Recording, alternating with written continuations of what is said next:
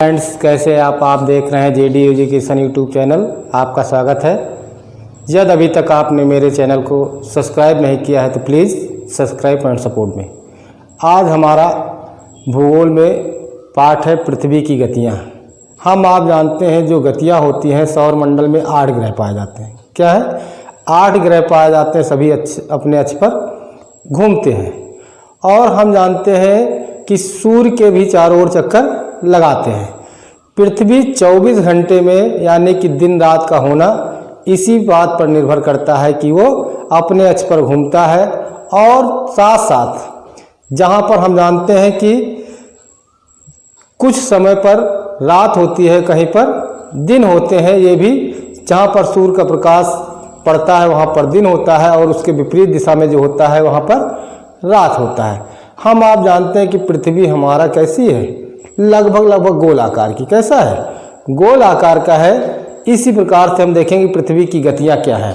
पृथ्वी की गतियों में देखो, सबसे पहले लिखा हुआ है कि हमारे सौर मंडल के सभी 8 ग्रह अपनी अक्ष, किस पर? अपनी अक्ष एक्स पर लट्टू की भांति घूमते हुए अपनी कक्षा ऑर्बिट में सूर्य की परिक्रमा करते हैं। ऑर्बिट में अपने सूर्य की परिक्रमा करते हैं, लट्टू की तरह घूमता। जैसे हम जानते हैं कि लट्टू एक अक्ष पर घूमता रहता है और हमें घूमता हुआ दिखाई देता है। इसी प्रकार से आप कल्पना कर सकते हैं कि हम जहाँ पर बैठे हैं पृथ्वी एकदम अस्थायी रूप से वहीं पर है, क्योंकि घर मकान दुकान यानी कि जो भी है खेत खलिहान सब हम एक ही स्थान पर टिके हुए हैं। तो पृथ्वी गति कैसे करती? अगर ये आप सोचते हैं तो इसमें सीधा सा बताया जाता है कि जिस प्रकार से लट्टू अपने अक्ष पर घूमता रहता है और हमें दिखाई देता है, उसी प्रकार से पृथ्वी भी हमारी गति करती है।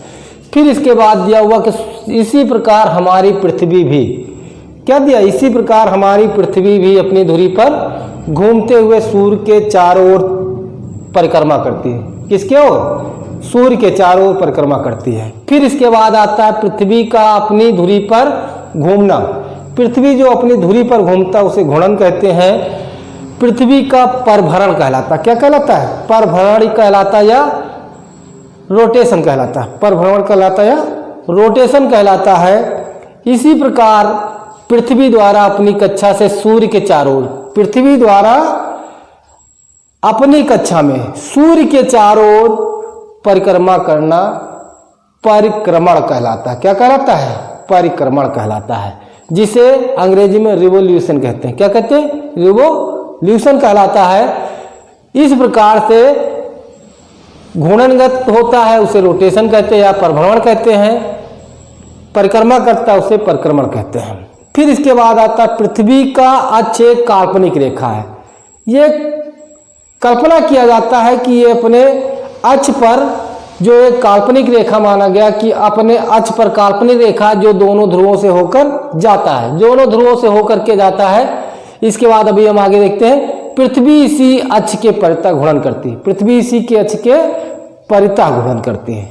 पृथ्वी इसी अक्ष के परितः घूर्णन करती है। फिर इसके बाद आता है पृथ्वी का अक्ष उसके कक्षा तल पर बने 23.5 अंश झुका रहता है। 23.5 अंश झुका हुआ होता है।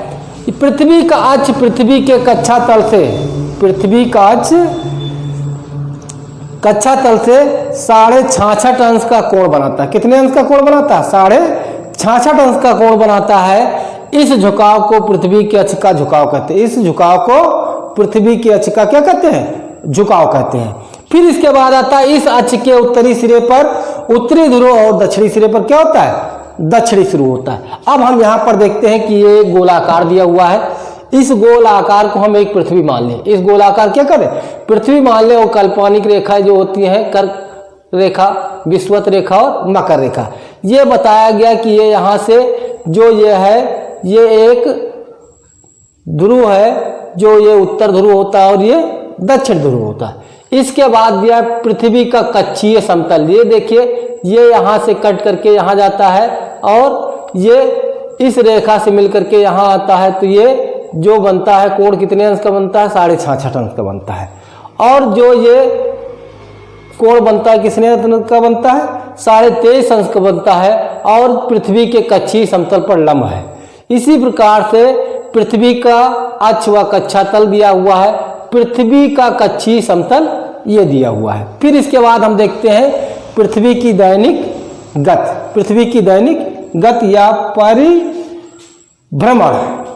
अब क्या है, हम आप जानते हैं कि पृथ्वी पश्चिम से पूर्व दिशा की ओर घूमती है। पृथ्वी पश्चिम से पूर्व दिशा की ओर घूमते हुए 24 घंटे में घूर्णन पूरा करता है। हम आप जानते हैं दिन और रात मिलाकर के कितने घंटे होते हैं, 24 घंटे होता है। तो 24 घंटे में वो क्या करता है, अपना चक्कर पूरा कर लेता है। घूर्णन की इस समयावधि को, घूर्णन की इस समयावधि को पृथ्वी दिवस या अर्थ डे कहते हैं। इसी दिवस को क्या कहते हैं, पृथ्वी दिवस कहते हैं। क्या कहते हैं, पृथ्वी दिवस कहते हैं।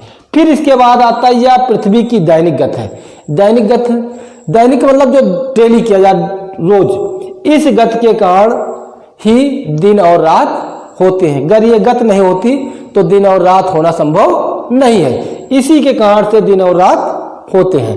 फिर इसके बाद आता है कि सूर्य, चंद्रमा आदि आकाशीय पिंड, सूर्य हो चाहे चंद्रमा हो चाहे आदि आकाशीय पिंड हो, सब क्या है, पूर्व से पश्चिम की दिशा की तरफ घूर्णन करते हैं। पृथ्वी के घूर्णन के विपरीत गति करते हुए दिखाई देते हैं। अभी बताया गया कि पृथ्वी पश्चिम से पूर्व दिशा की ओर घूमता है, लेकिन यहाँ क्या दिया, सूर्य, चंद्रमा आदि आकाशीय पिंड क्या होते हैं, पूर्व से पश्चिम की ओर घूमते हुए विपरीत दिशा में दिखाई देते हैं। फिर इसके बाद आता है पृथ्वी सूर्य से प्रकाश और ऊष्मा प्राप्त करता है। भाई पृथ्वी को जो सूर्य देता है, क्या देता है, ऊष्मा और प्रकाश देता है। पृथ्वी का आकार लगभग गोल है। पृथ्वी का आकार कैसा है, लगभग गोल आकार है, इसलिए एक समय में इसके आधे भाग में ही सूर्य का प्रकाश प्राप्त होता है। जब सूर्य का आधे भाग में प्रकाश पड़ता है तो वहां पर क्या होगा, दिन होगा, और जहां पर सूर्य का प्रकाश नहीं पड़ता वहां पर क्या होगा, रात होगा।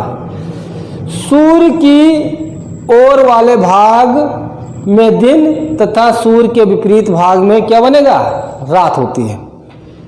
पृथ्वी ग्लोब पर जो वृत्त दिन तथा रात को विभाजित करता है, जो वृत्त या कल्पना किया जाता है कि जो पृथ्वी है, जो वृत्त है दिन या रात को विभाजित करता है, उसे प्रकाश वृत्त या प्रदीप्त वृत्त कहते हैं। प्रकाश वृत्त या प्रदीप्त वृत्त कहते हैं। ये हमने मान लिया कि कल्पना किया कि ये पृथ्वी गोल है, ये इसका पृथ्वी का धुरी है, ये धुरी है, इस धुरी से ये घूमता रहता है और अपने अक्ष पर चक्कर लगाता रहता है। इसके कारण से दिन और रात होते हैं।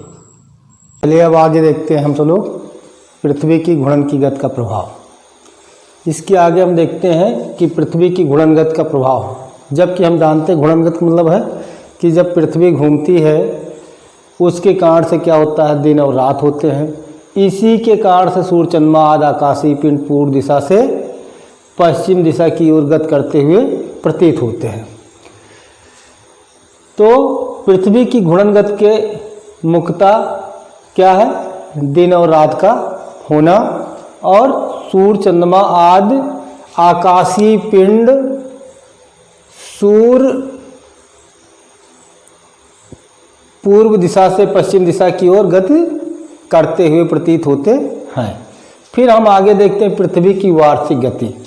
पृथ्वी की वार्षिक गति का मतलब होता है कि परिक्रमण। हम आप जानते हैं पृथ्वी सूर्य का चक्कर लगभग जिसे कहते हैं 365 सही 1/4 दिन में पूरा करता है, जिसे हम एक वर्ष कहते हैं। जिसे क्या कहते हैं, एक वर्ष कहते हैं। और जो 6 घंटे बढ़ते हैं ये 4 साल बाद जुड़ जाता है, इसे हम लीप वर्ष कहते हैं। आइए आगे देखते हैं। पृथ्वी अपनी धुरी पर घूमने के साथ साथ दीर्घ वृत्ताकार, कहा गया अपनी धुरी पर घूमते हुए क्या करता है, दीर्घ वृत्ताकार कक्षा में सूर्य के चारों ओर परिक्रमा भी करती है। यानी कि अपने अक्ष पर तो घूमता ही है, साथ साथ सूर्य का भी चक्कर लगाता है। जो सूर्य का चक्कर लगाता है वो 365 सही 1/4 दिन या 365 दिन 6 घंटे में सूर्य की एक परिक्रमा पूरी करता है। सूर्य की परिक्रमा कितने दिन में पूरी करता है, 365 दिन 6 घंटे में सूर्य की एक परिक्रमा पूरी करता है। इसी को यह पृथ्वी की वार्षिक गति कहलाती है। यह पृथ्वी क्या कहलाती है? वार्षिक गति कहलाती है।